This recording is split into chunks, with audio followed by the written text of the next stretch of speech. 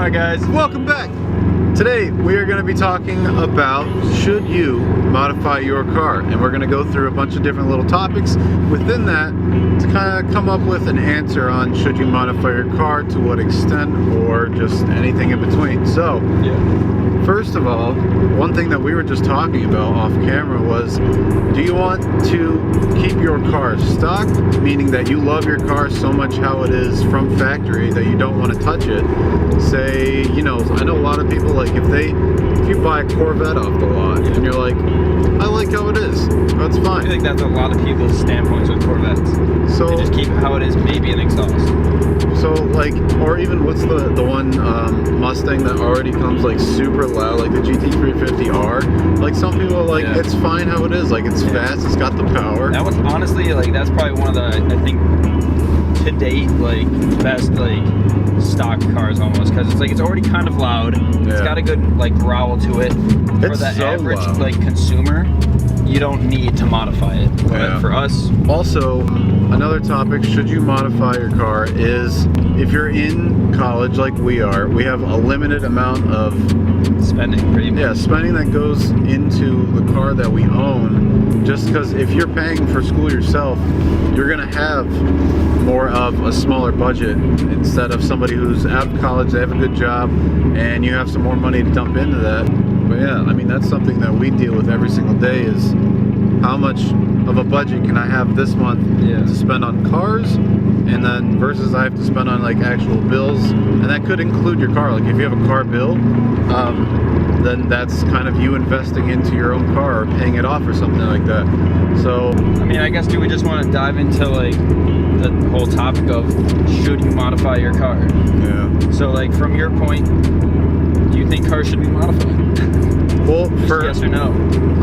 for me, yes, because when people say we're going to a car show, everybody shows up like they're like the new Supra coming out. Let's just use that for an example. New Supra. So the new Supra coming out, say a couple people buy them.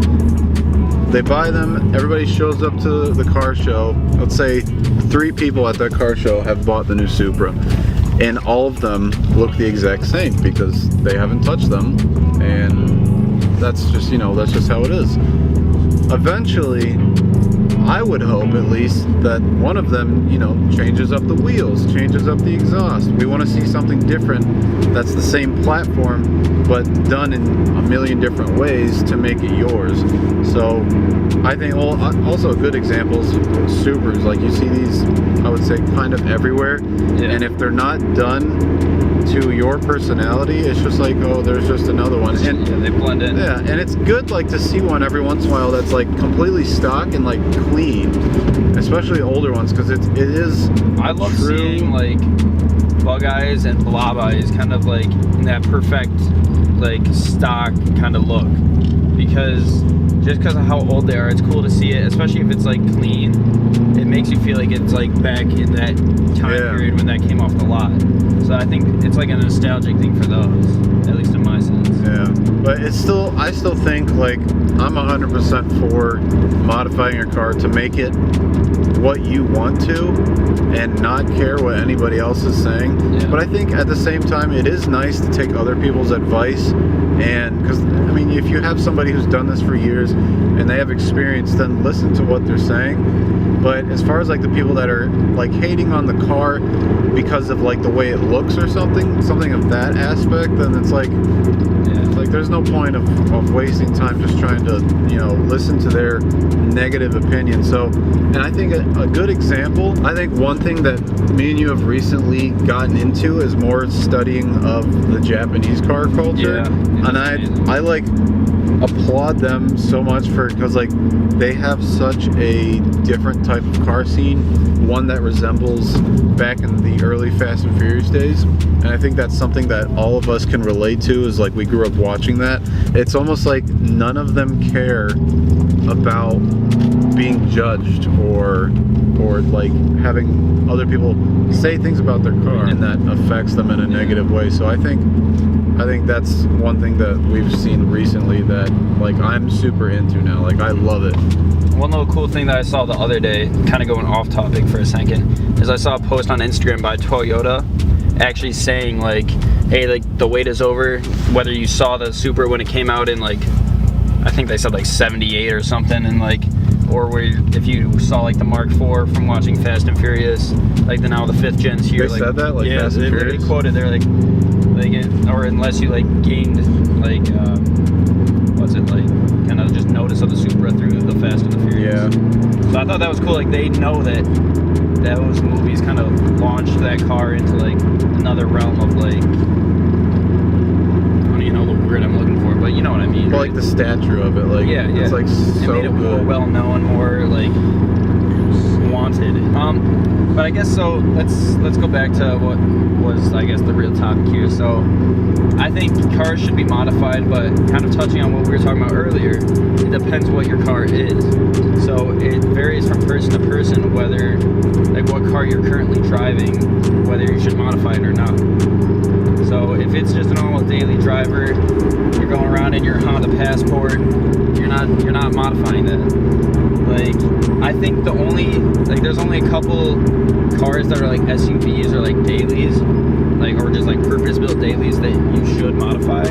Other than that, it's that whole like time thing of waiting and finding the car that you actually like and have a passion for that you can actually go into and mod. And like how we were saying, how we've been like kind of studying that Japanese car culture, getting into like old Japanese cars is something that would be really cool and fun for us, for like one of two things. Like, one, because old Japanese cars are really cool, and two, there's a whole like history behind it of stuff that you can find of like parts that are like classic or rare, like just like kind of like deeper into that culture. So it's like you have like a whole learning and fun process building that car, where if you just find a car that is like brand new and isn't like something that you're passionate about, you're gonna do basic like suspension and exhaust mods, and then you're gonna be bored of it. So there's like this whole like kind of mindset I have to it about how you mod your car. So all right, let's say you do have a cool car. What do you?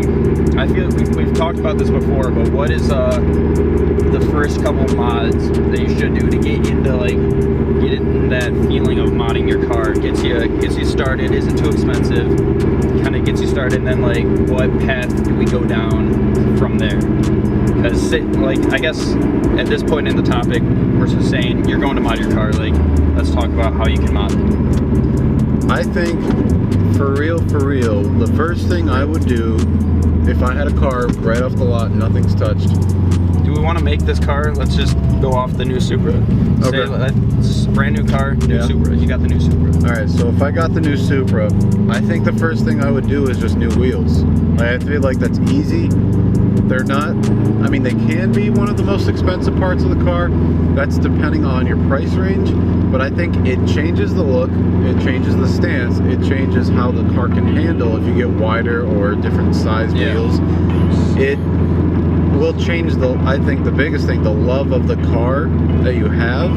And especially, I don't know if people have been paying attention on Instagram right now, every wheel company is photoshopping their wheels on the new Supra. Specifically for that car, I think the wheel choice is going to be like one of the most important things, like one of the things that I would do. So I think especially because it draws so much more attention to like that lower half of the car. Like, I feel like a lot of stock wheels are kind of like almost like just a boring kind of like subtle aluminum, or they're like black with like maybe a little aluminum touches, and it just kind of like disappears on the bottom half of the car. Yeah. But like when you look at those renderings of the new Supra with like kind of bigger, flashier wheels, it really kind of brings out some more character in the car. I mean, even with both of our cars, I cannot stand seeing my car on the winter setup just because of how ugly it makes it, and that's why wheels make such a big difference. And even when you had the STI wheels on your car, it's like you loved your car in a much different way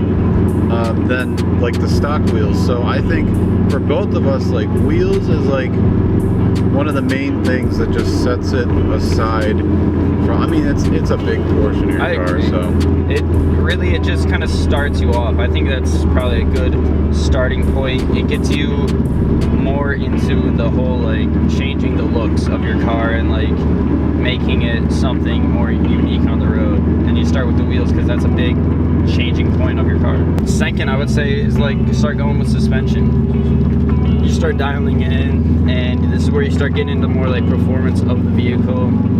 So I think as long as like you have a car that you enjoy, that you're passionate about, I think this is kind of like the moral of the whole like topic here. If you have something that you're passionate about, then go ahead, start modding it and really dig deep into like that kind of culture behind it and find out what you can do to make it one of the best out there.